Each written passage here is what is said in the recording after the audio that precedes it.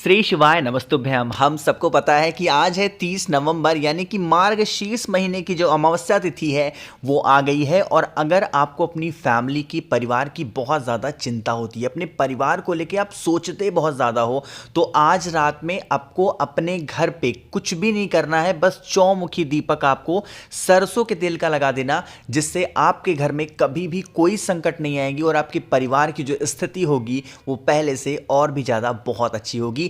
बहुत ही प्यारा सा दिन है। मार्गशीर्ष का जो महीना होता है वो सबसे बड़ा महीना माना जाता है और उस महीने की अगर अमावस्या तिथि आई है, इसका मतलब ये अमावस्या भी अपने आप में बहुत बड़ी है, जिसे हम शनिश्चरी अमावस्या के नाम से जानते हैं ना।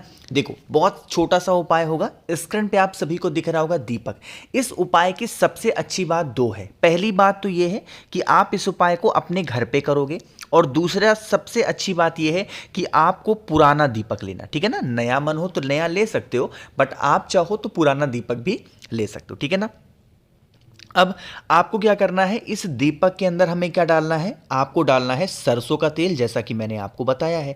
तो सरसों का तेल डालेंगे। अब सरसों का तेल डालने के बाद में मैंने आपको बताया है कि इसमें हमें बत्ती लगानी है। कौन सी बत्ती?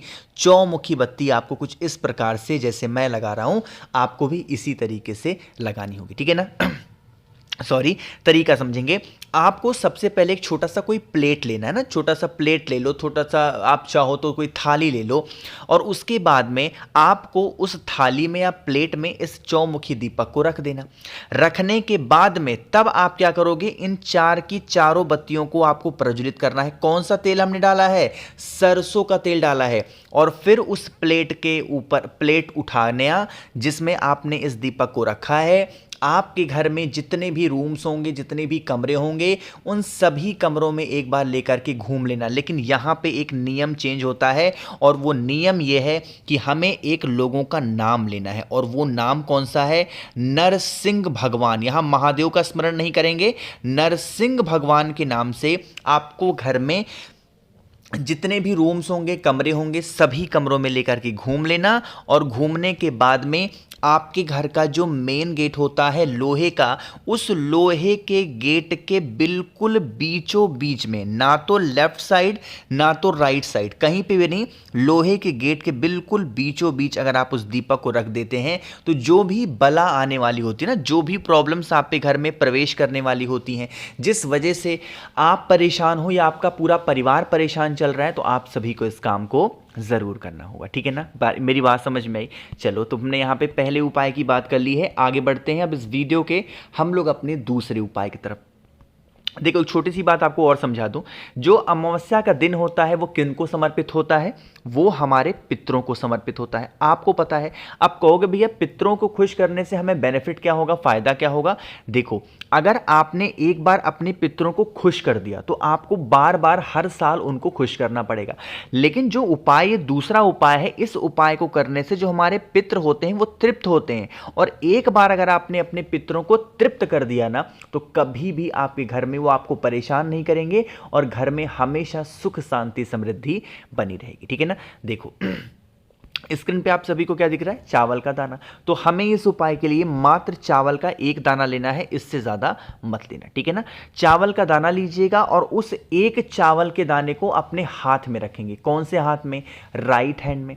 राइट हैंड में रख करके जहां पर भी आपको घर में पीने के लिए पानी रखा जाता है, चाहे वो किचन हो, जहां मटका रखा हुआ है, परिंदा रखा है, बाहर है, नल है, टोटी है, मतलब आपके पीने के पानी का जो सोर्स है, जो माध्यम है, उस स्थान पे जाके खड़े होना है। अपने राइट हैंड में उस एक चावल के दाने को रखना, हाथ जोड़ करके विनती करेंगे। किससे विनती करनी है? अपने पितरों का स्मरण करना है। क्यों? क्योंकि हम यह उपाय किसके लिए कर रहे हैं? अपने पितरों को खुश करने के लिए कर रहे हैं, उन्हें तृप्त करने के लिए कर रहे हैं। तो आपको करना है, हाथों में लेकर के पितृ देवता आर्यमन का, एक बार मैंने वैसे पितृपक्ष में आप सभी को पितृ देवता का नाम बताया है, बट फिर भी आपको किसका स्मरण करना है? पितृ देवता आर्यमन का स्मरण करना है। और स्मरण करने के बाद में आपके पास में वही जो एक चावल का दाना है, उसे ला करके महादेव के शिवलिंग के ऊपर अगर आप समर्पित कर देते हैं, तो इससे महादेव तो प्रसन्न होते ही होते हैं, और महादेव के जरिए जो हमारे पितृ होते हैं वो भी हमारे घर से और हमसे वो भी बहुत ज्यादा खुश जरूर होते हैं ना।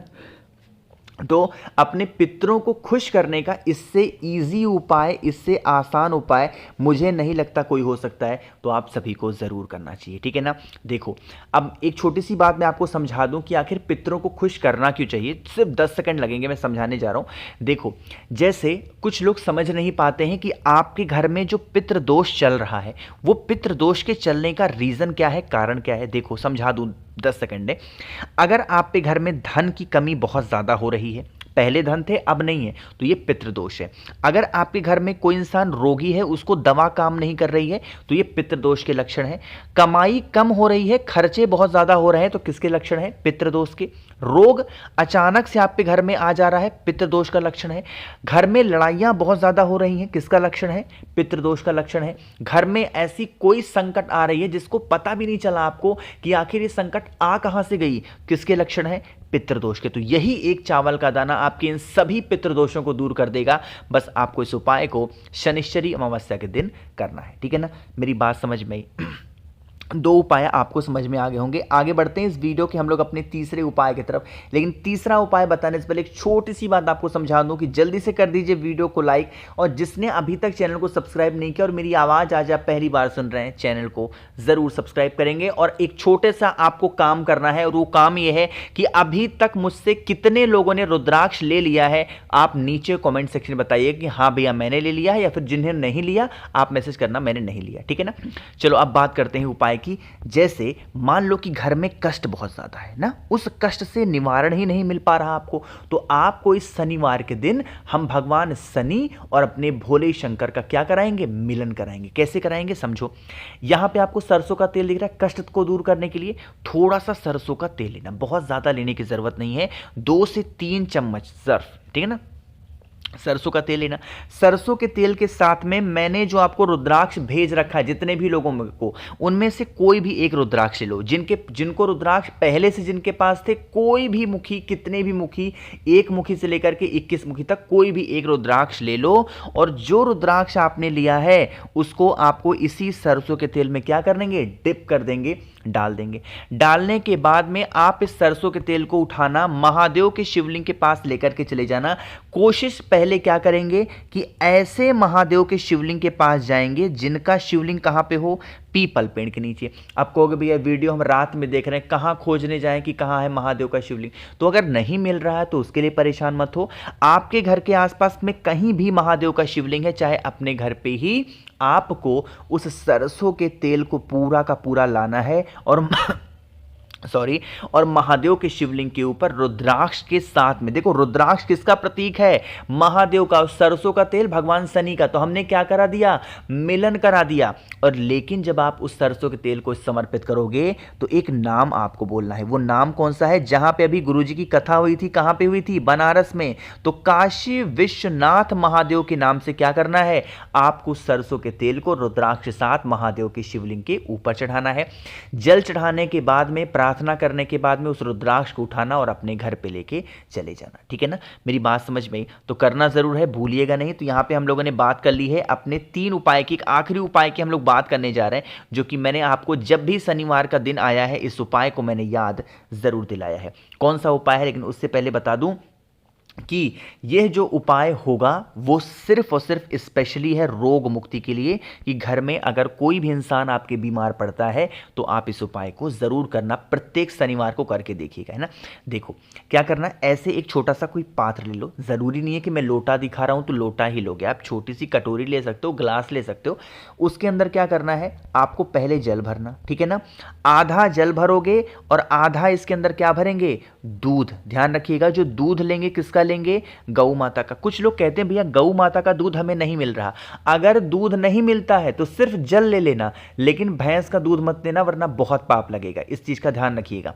तो ऐसे कर लेना और फिर इसको उठाना। मैंने सुबह एक वीडियो में आपको बताया था कि शमी का ही पेड़ एक ऐसा पेड़ होता है जो सभी देवी देवता को समर्पित होता है। तो रोग मुक्ति के लिए अगर हम कोई भी उपाय करते हैं तो कहां पे, शमी पेड़ के नीचे, और एक नाम लेते हैं महादेव का, अवधूतेश्वर महादेव के नाम से शमी पेड़ की जड़ में दूध और पानी का मिक्सचर जो भी व्यक्ति प्रत्येक शनिवार को समर्पित करता है उनके घर में कभी कोई व्यक्ति बीमार नहीं पड़ता है। तो मैंने कोशिश की आप सभी को मार्गशीर्ष अमावस्या यानी शनिश्चरी अमावस्या के स्पेशल से उपाय को आप सभी को समझाने की।